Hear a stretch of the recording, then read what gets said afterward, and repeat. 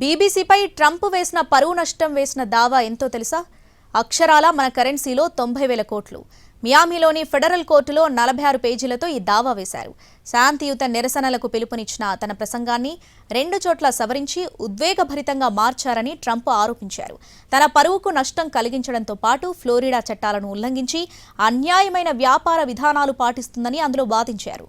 ఈ 2 ఆరోపణలపై ఒక్కదానికి ఒకటి $5 బిలియన్ చొప్పున నష్టపరిహారం డిమాండ్ చేశారు. మొత్తం $10 బిలియన్ అంటే భారత కరెన్సీలో దాదాపు 90,000 కోట్లు.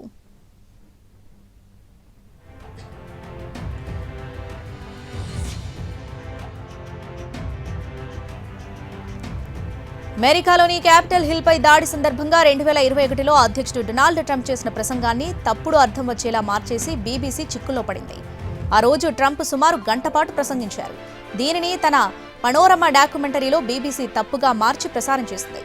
అందులో క్యాపిటల్ హిల్ కు వెళ్తున్నాం, మీతో పాటు నేను అక్కడికి వస్తున్నా, మనం పోరాడదాం, ఘోరంగా పోరాడదాం అన్నట్లుగా ఉంది. దీనిపై తీవ్ర విమర్శలొచ్చాయి. ట్రంప్ రాజకీయ ఒత్తిడి నేపథ్యంలో బీబీసీకి ఆ సంస్థ director general Tim Davie, news chief Turness Deborah రాజీనామా చేశారు.